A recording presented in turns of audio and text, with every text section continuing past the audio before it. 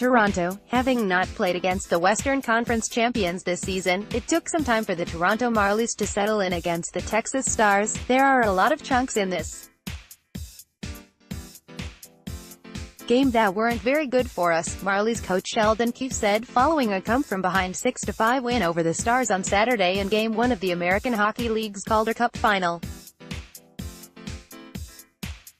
"It's ugly for sure, but we're up 1, and we are going to take it." Trevor Moore scored the game-winning goal at 10:03 of the third period to help Toronto erase a 2-goal deficit. Chris Mueller made a good pass, Moore said of his goal.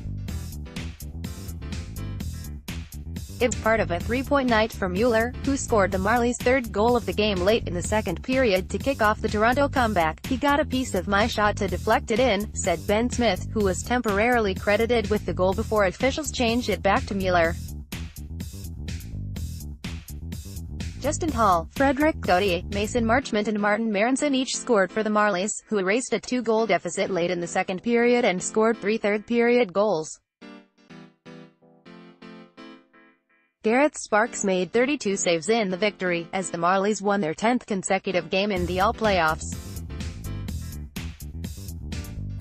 But the sentiment around the Marlies dressing room was unanimous. "I think if you go around the room and ask guy to guy, we've got more," Sparks said. Travis Moore scored twice for the Stars. Curtis McKenzie, Austin Fighton, and Justin Dowling also scored for Texas, which earned a pair of power play goals against Toronto. "I didn't mind our game," said Stars coach Derek Laxdal. "We had a pair of opportunities to increase our lead, but Sparks made some timely saves for them. You have to give them credit." Mike McKenna made 28 saves in defeat. Moore opened the scoring for the Stars while on the power play. His wrist shot went past Sparks' shoulder at 6:19 of the first period. The Marlies replied later in the period. Hall's centering pass from the corner deflected off a Stars defender and past McKenna at 8:32. Texas scored their second power play goal of the game when McKenzie picked up a stretch pass from Brent Regner and fired the puck past Sparks at 12:46 for a 2-1 lead. Gauthier scored at 10:57 of the second period.